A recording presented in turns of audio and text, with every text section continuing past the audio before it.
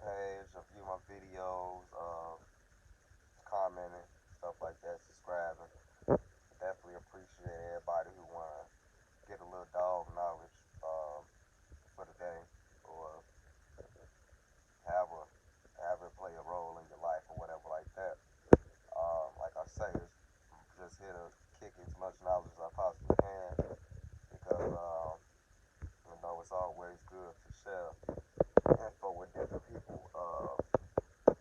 and also networking with people and learning different information from just all different places and different people like that to get a better understanding of what's going on uh, in the world and these dogs and anything else that you're interested in. So anyway, today we're gonna talk about breeding for traits. I know I do a lot of videos and just breeding for uh, breeding for the right purpose, but I figured I should do a video on specifically certain traits that you want to look for, or traits that you want to pull out your dog. I mean, I don't know specifically what the different traits that everybody want to continue on in their line, but when you breed, you always want to breed for specific traits. That's a part of being consistent. You know what I'm saying? When you got a line going, it's all about consistency. So you always want to bring as much consistency as you can to the table. Now, when you're breeding for traits, first off, you need a dog that's pretty much everything that you want in a dog, as far as functionality, size, uh, him being able to think, him being able to move, structure, all that comes into play when you're dealing with traits. Um, like I said, you want to start off with as close with the dog of your dreams, basically. You want to start off with the dog of your dreams. Now, like I say, no dog is perfect, so it might be a flaw or two that you want to fix on this dog, but it's simple. You know what I'm saying? As long as it's not a major health issue or a major flaw, it's more than likely breeding to the right dog is fixable. But like I said, when you look at the traits, traces um, could be anything. Trace could be color. Trace could be the attitude of the dog. Trace could be the movement of the dog. Um, Trace could be a certain head size um, or body structure on a dog. So when you're breeding for those different kind of traits, first off, you always want to go with a dog that has those similar traits, like the dog that you're using in the first place. You never want to go outside of what you already got. You want to get as close as you possibly. And I'm talking about when you crossbreed. When you're dealing with purebred dogs, purebred dogs are already pretty much developed to be what they're gonna be. Don't get me wrong, there be flaws in purebred dogs too. But for the most part, purebred dogs been bred over and over for so many years that is extremely consistent. That's why you get your English bulldogs, your Rotties, your Terriers, your Mastiffs, your stuff. Those breeds are, I mean, Mastiffs is a category, but I'm talking about certain breeds in the Mastiff family. They already been bred to be what they gonna be. So if you are in a band dog program, because band dogs are crossbred dogs to perform a certain job.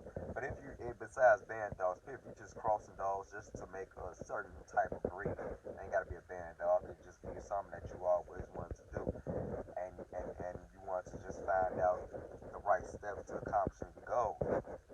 You always want to go with a dog that's similar to what you got. You don't want to go outside because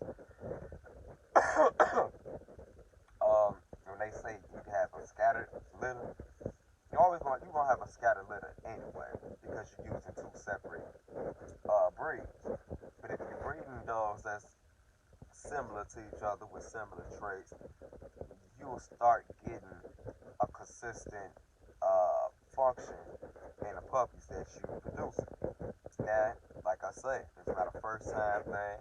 It's not a second time thing. Hell, it ain't even a third time thing. It take years. It take trial and error. It take you knowing what you want and knowing what to look for and knowing exactly what puppy to pick out that litter to continue your line going. At the end of the day, when you're breeding, that's why a lot of people and myself preach that you need to do a lot of research because you have to know exactly what you're looking for. You gotta know exactly what you're looking at. When you're dealing with puppies, from the time they born to about 6 to 8 weeks, it's a huge difference from that little puppy coming out blind, squirming around looking for milk to 8 weeks when he actually running around. But still, can't really tell what a dog gonna be at 8 weeks years old. I mean not years, but 8 weeks old. Um, they still got a lot of developing to do. So if you gonna try to make a program, start a line in the beginning, those first few generations of dogs, you need to keep, if you can. I mean, a lot of people are not capable of doing it because there's a lot that come with it. But if you can, you might need to keep whole litters just so you see what these puppies are becoming. Because, like I said, when you crossbreed in the beginning, you're gonna get a lot of different traits. You're gonna get dogs that might look like one parent. You might get dogs that like the other parent. You might get dogs that look combination of both. And you might get puppies that don't look like neither one. Just how genetics play. But it's on you to pick out certain puppies that got the traits and the functionality and everything else that you want and continue that on. And keep on breeding the dogs with the same similarity. And keep trying to get as close to that dog that you want as you possibly can. Because as the breeding go on, when you breed these similar dogs together, the more consistent they gonna be. But like I say, you gotta pick those right puppies out the litter. When these dogs are being produced, that's why I say you need to keep the litters because you need to understand that all these puppies are not gonna be alike. So you wanna keep the dogs that's what you want. He might have the aggression that you want. He might have the size that you want. Or if you're really a real good breeder, you trying to look for the dog that got the overall package, the attitude, the size, the head, the right structure, as healthy as possible. Now, 8 weeks old, you're not going to tell how healthy a puppy's going to be. But if you could pick out a dog that everything else is functional, when a dog get older, you can kind of tell health-wise what he's going to be. And if you've been dealing with healthy dogs uh, from the beginning, you really not gonna run into too many health problems. When you run into health problems, you just using shitty ass dogs, and a lot of these people do that. But it's not really their fault. I can't say it's fault because a lot of these people really don't know. You know what I'm saying? And I try not to bash people and talk down on them. I really just try to educate them and tell them what you know. Some people take it as an educational talk, and some people take it as you hate. So I mean, the people that hate that they say that I'm hating on them and stuff like that, I just keep my distance. I watch what's going on, but I don't even comment because at the end of the day, I'm doing this to help. I'm not doing this to bash nobody. I want everybody to have good, healthy dogs. I want everybody to fulfill the goals that they're trying to fulfill. But at the end of the day, to fulfill that goal, you got to do it the right way. And if you're not acceptable to getting help, then you're on the wrong path in the first place. This ain't the lane for you. You need to go to something else because in the dog game, you can do it by yourself. Don't get me wrong, you could go if you got money and stuff like that. You can go buy all the dogs you want.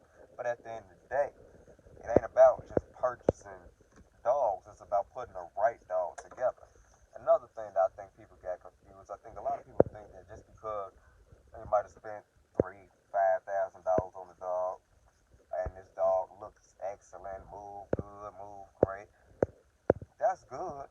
Don't get me wrong. A big ups to you. But at the end of the day, that's when your breeding mindset gotta come into play. Because you have to know that every dog is not going to represent itself. Every dog is not going to throw itself. It's just how it goes. You can have the best looking dog in the world and breed him to the best looking female in the world, but it don't mean that he gonna reproduce himself. And if he don't reproduce himself, you need to know what dogs can I put into the program to make to give off the traits that this dog is not giving off. You know what I'm saying? It's a lot of stuff that come into breeding when you playing around with these dogs, man. It's not like I always say it's not. That's why I say and a lot of other people say it's not just throwing these dogs together. You need to have dogs that complement each other. Yeah, if one dog is lacking in one uh, area, you need to get a dog that's stronger in that area to even the field. When you having puppies, you don't want to have a dog that's lacking protection, and then you breed to another dog that's not really protective. He just got the look that you want. When you breed those, so you might. I'm not gonna say that you're not gonna get a dog that's gonna work because at the end of the day, these are dogs that have been bred for years. I mean, in this case, we're just playing around with them and trying to make our own thing. But at the end of the day, these dogs got their own genetic code. These dogs are already bred to do and be what they gonna be. So when you breed them, and that's how genetics play, you don't know exactly what the puppy's gonna come out like. So you might have dogs that work. You might have dogs that don't work.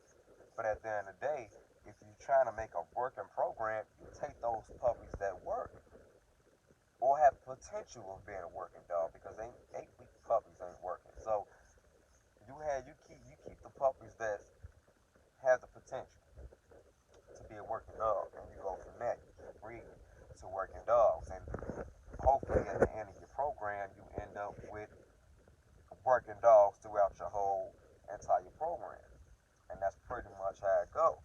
And you should be good to go from there. It's just really just doing your research, really knowing these different dog breeds, knowing what they had to offer, knowing what these dogs are actually bred for, and then combining into your program and distributing the different traits in these different breeds that you're using until the perfect uh, guard dog, companion dog, whatever lifestyle that you have that you want this breed to be. That's what it's about. Um, when you're dealing with the health of these different dogs, like I say, you want to start off with the most healthiest dogs that you can start with, so you won't run into these different issues. But different dogs have different health problems that just come along with the breed. So you could use different breeds to kind of weed out some of these health issues. Already, when you crossbreed, hybrid vigor kind of eliminates a lot of the issues from the purebred dogs that you use in the first place because you bring in new blood. New blood kind of eliminates the inbreeding, line breeding, and such that been going on with these purebreds for so long that it brings new blood into the line and to kind of eliminate a lot of the health issues that was going on with the purebred dogs. That's pretty much how it goes. And sometimes you might get a bigger version of the parents because you didn't cross two breeds together. You might be getting stronger, more stuff, maybe a bigger head, maybe a little bit more agile. It's all kind of stuff that comes with when you crossing dog breeding. But it's a lot of flaws that come with it too if you're not doing it the right way. So when you breed dogs, you always want to make sure that you're putting dogs together that complement each other. That's what dog breeding is about. Because at the end of the day, it's about consistency. The key word when you breed is consistency. You want your dogs to be consistent. And at the same time, this is another thing that trips you out too. You can get dogs from different people. Maybe the same breed of dog. Different people. And all your dogs may look alike. But at the same time, if you got your stock, you got a stock that you got from somebody else, it's on your yard or whatever like that. It may look like the stock that you got, but you didn't breed all those dogs together. You bred your stock, but the new stock, it ain't got nothing to do with you. But you adding on to your program and it fit right in because it looked like your stock, but it's not your program. So you didn't really dogs that look similar to yours and add it to your program. So that's not really you breeding consistent dogs. That's just you having an eye to know what dogs that look like yours, and you just want to continue on that certain look or certain trait, whatever it is that you want to continue on. But you ain't put the work in to make those dogs consistent. So when you got and like I said, you get the credit for knowing to keep that type. But when you a breeder and you breeding dogs that's consistent and everybody look like and everybody doing the same thing, you run into little to none health issues, then you feel more proud of yourself because you actually accomplished this yourself. This ain't nothing that you went and got from somebody else to help your program. You did all this on your own. And then because at the end of the day, when you're breeding, every dog that you have is probably not gonna be off your yard. You're gonna have to use every now and then somebody else's dog off their yard. But at the end of the day, if you can use somebody else's dog and you know that they dog is consistent with yours and you can breed into that dog and still make a consistent litter, then you did a good job. That's what breeding is about. Breeding to dogs that's still making your program your program. Not breeding to dogs that's gonna make your program completely different.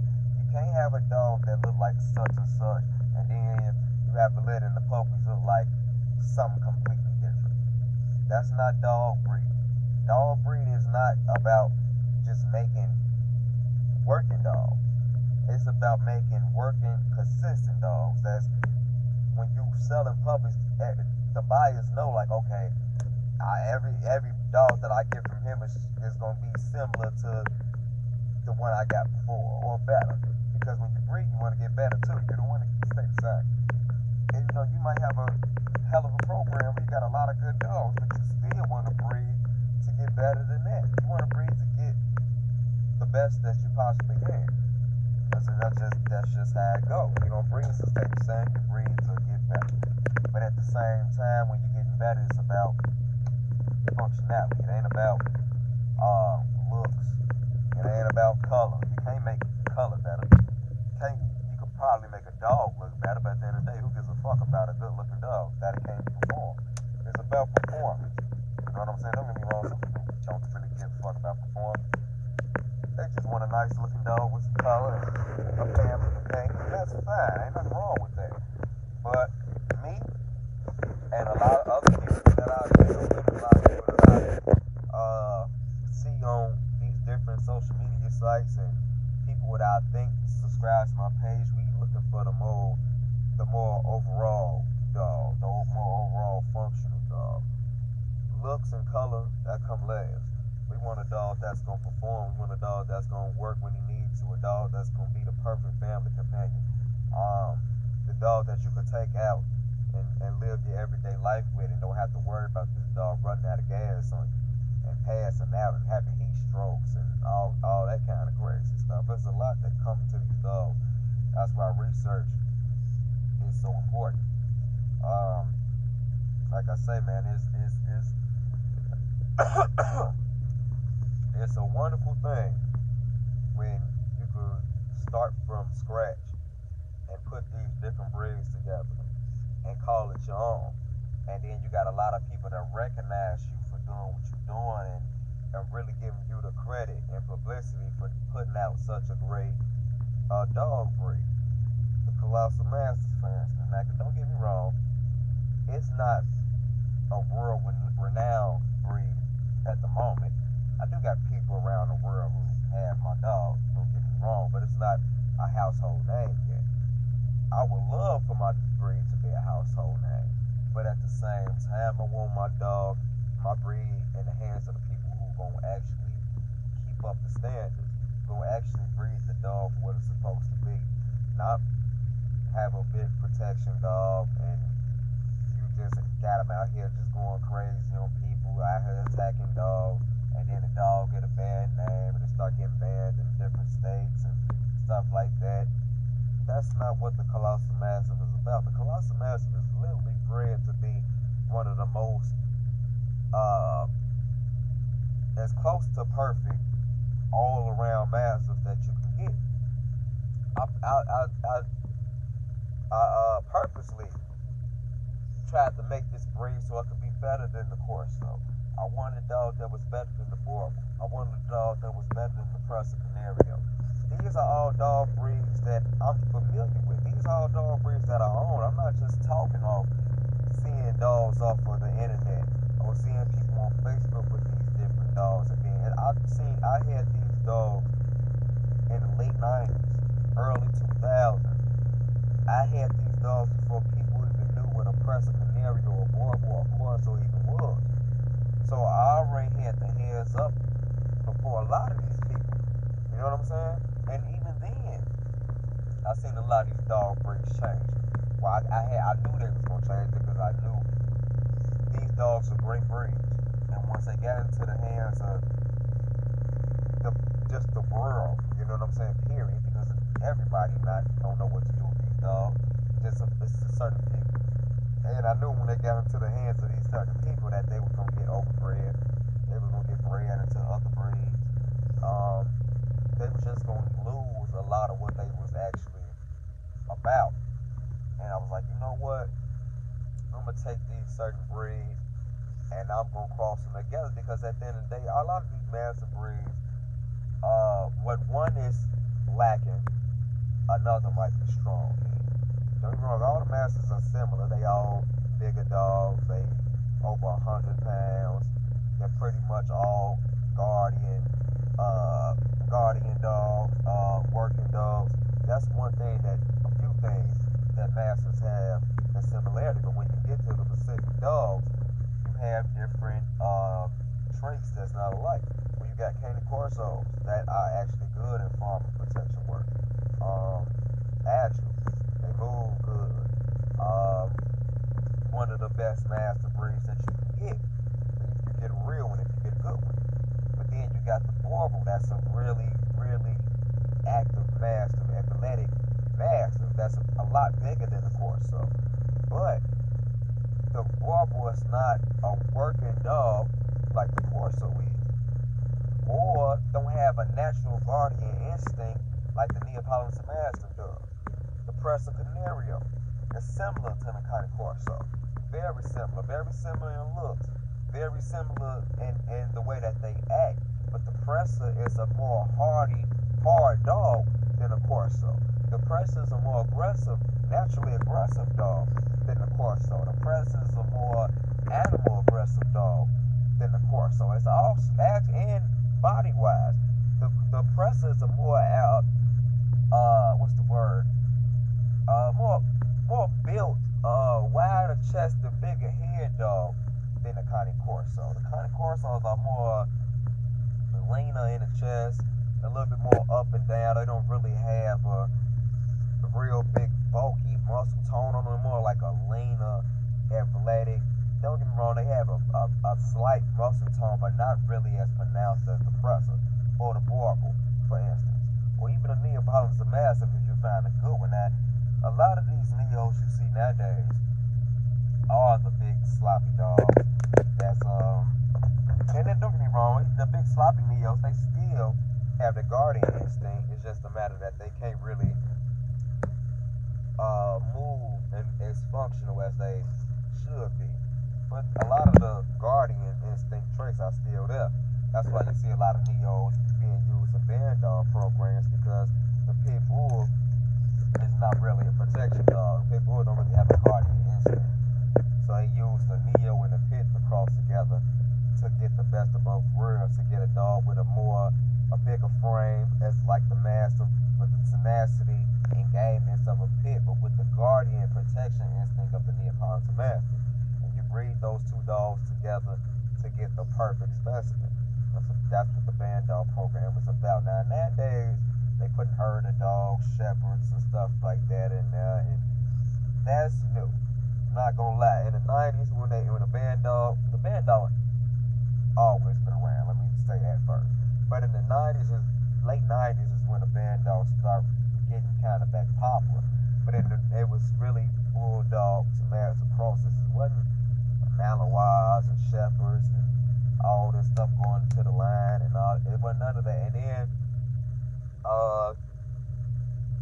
the hog hunting. Don't get me wrong, they had dogs that hog hunted, but it wasn't really main function in the band dog program. It was it was just something that it was pretty much something extra for people who haven't lived on the countryside, who kind of needed that job and they needed a dog for that job. That's what that kind of came in from. But the band dog was actually a protection dog. It's supposed to be one of the best protection dogs, if not the best protection dog that you can get. You know what I'm saying? But if it's bred the right way, if the right dogs are used, it should be the best protection dog that you can run into. And for the most part, it really was. Because like I say, you use a game pit bulls, not this American Bully stuff. Like you got dogs like a hawk that's 150 pounds. Let me tell you something, people.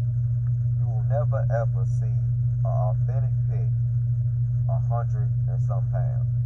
You won't see an authentic pit that's 100 pounds. Most real game pit bulls are between 45, 50 pounds. You might get a couple of bigger ones that was 60, maybe 70 pounds. But that's pretty much as big as it got. No pit bull was 100 pounds because a lot of the game when you deal with game pits was used to fight. I think everybody know that. They was bred to be a fight dog. A big 100-some pound dog wouldn't stood a chance in the ring. He wouldn't have to win. You couldn't even run. You couldn't really work a dog. And I'm talking about getting ready for such and such events, whatever like that. A dog that size, you couldn't condition. Too heavy, too big. He'd never go. He couldn't do half. If I'm buying a quarter of stuff, you got a real game, 45, 50-pound pit bull indoors. You know what I'm saying? When you condition a dog, that dog goes through a lot. Like how kind of like a boxer go through when he conditioning for a fight. Kind of on the same page as that. That dog goes through a lot to get ready for that match. These bigger dogs don't really have the wind, the tenacity, the gameness to want to keep on going to just even get to a conditioning. You know what I'm saying? Now, don't get me wrong in history. I've been around. You got some bigger dogs that could get down, but it's not really a common thing. You know what I'm saying? That's not nothing that you see on the average. If you got a big dog that was got down like that and he was really something special, but you don't really see that a lot. A lot of the master breeds, besides the Press Canario, aren't really bred to be a fighting dog. Now they said the Connie Corso was used to be a fighting dog back in the day. Yeah, they might have used to have a couple of fights, but at the end of the day, the Connie Corso is not a fighting dog. It's just not. It's not a fighting dog. The Press Canario is more of a fighting dog than a Connie Corso. But it's not on the level as a game bred pit bull. You know what I'm saying? So you need to know your research, man. You got to know your history on these breeds to know that. You know what I'm saying? Because when you know the history, it gives you an easier time putting these dogs together because you know what to use and what not to use. And that's really what dog breeding is all about. Using the right dogs, putting the right dogs together. Make sure that your stuff is as consistent as you possibly can. Knowing that if you don't have a litter with consistency, you need to learn how to weed out different puppies that you're not going to use. And use the puppies that you are going to use in your program. It's okay to sell dogs for pet quality. Every dog is not going to be on the same level as everybody else. The whole litter is not going to be until you start getting years in and breeding the right way. Then you're just going to start getting consistent litter of everybody doing and acting the same way. But until then, you need to learn that every dog is not going to be the same. You need to learn that I need to keep this dog and I need to probably keep her. And you do that throughout every litter that you have. And then you breed those dogs together. If the dogs don't make the cut, sell the dog for pet quality. Hey, you got friends. I know friends that maybe want a dog or whatever like that. You can get a dog to your friend. Just let them take care of the dog. At the end of the day, as a day dog, yeah, he might not have, you might not see it in him to be like, oh yeah, this dog ain't what I think he can do, but he might not be what you want him to be at that moment. But as that dog grows, and mature and really becoming to itself, he might end up being completely different than what you thought he was gonna be. And if a close friend got him, he's still kind of part of the program. You could go back into this dog and stuff like that. That's the part where networking and all that stuff come into play. Because everybody need everybody to make this stuff work. Everybody got their own goal and they got their own program, don't get me wrong. But it's gonna be a point on your yard when you can't use the dogs in your yard like that no more because you've been bred so close. You need a good outcross.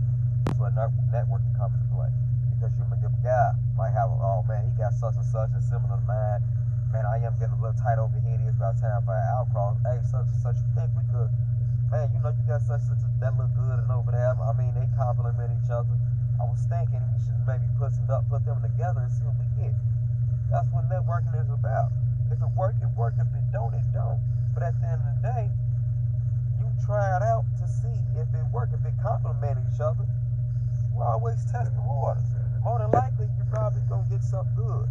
If it don't, you just start all over and you find a dog that throws itself more consistently than a dog that you use. But like I say, all this is stuff that you need to know when you dog breed. All this is stuff that you need to know. Like I say, man, it's a long process. It's trial and error. It's not overnight. It's not gonna happen in your first 2 or 3 breeds.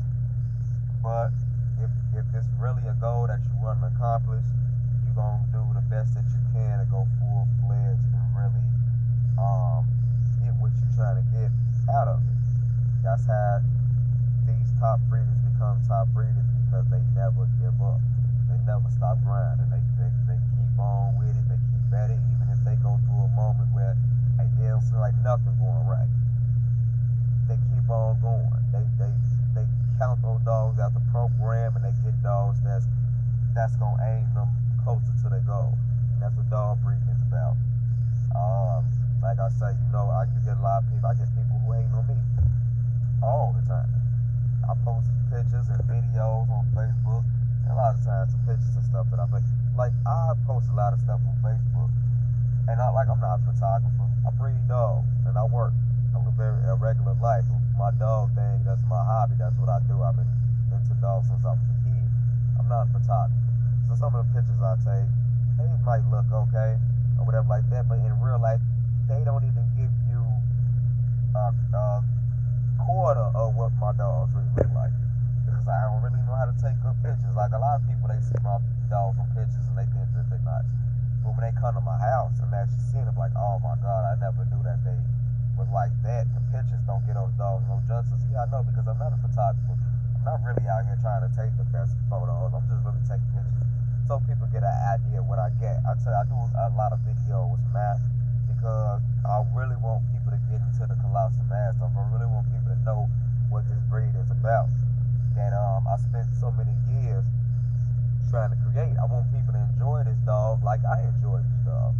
But at the same time, you gotta know these dogs to really understand what you're getting out of the Colossal mastiff. Yeah, I don't want just a person who like dogs, who want dogs, getting my dogs. I want people who really into dogs, who really know what these different breeds have to offer, and that way you know what the Colossal mastiff brings to the table compared to what some of these other breeds operate. You know what I'm saying? That's what it's about. Like I say, I think the Colossal mastiff is one of the best master breeds that you can get. It's not the best master breed that you get, but it's one of the best master breeds that you can get. Like I say, I got my line. There's other people who got their lines too. And there's a lot of purebred masters that's already on the planet right now that's good. You know what I'm saying? And I'm not telling nobody, oh yeah, don't get no pressure, don't get no bore, don't get no pressure. No, because I love those breeds. If I wasn't doing what I'm doing now, I would have each one. I would have 4 dogs each one. I'd have a Presser, a Neo, a Borble. Maybe not a Corso, but maybe like an American Bulldog or something like that. Because Corsos, to me, they're a little bit too up and down at the moment. But a Borble, Presser, Neos, stuff like, I would have all those dogs right now if I wasn't creating my own to make what I'm trying to like I say, I know what all these different breeds have to offer and what they do. So it's easy for me to compare and contrast the Colossal mastiffs to these different breeds. And that's what I want everybody else to do. I want a lot of people that get a Colossal mastiff, like, yeah, you know what?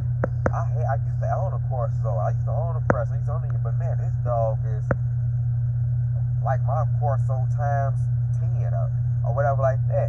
Because I want, like I said, I bred for these dogs to be better than each breed of dog that I actually use in the program. I want this dog to be the perfect overall mastiff that you can have on, put your eyes on, the whole nine. You know what I'm saying? And don't get me wrong. Like I say, it's not world renowned.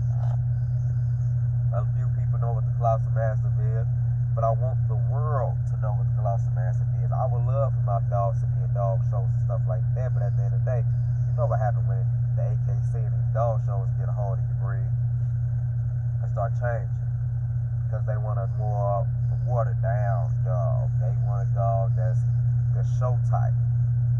I want my dog to stay the same because my dog is bred to be overall as functional as a dog can actually be. A dog that knows how to perform.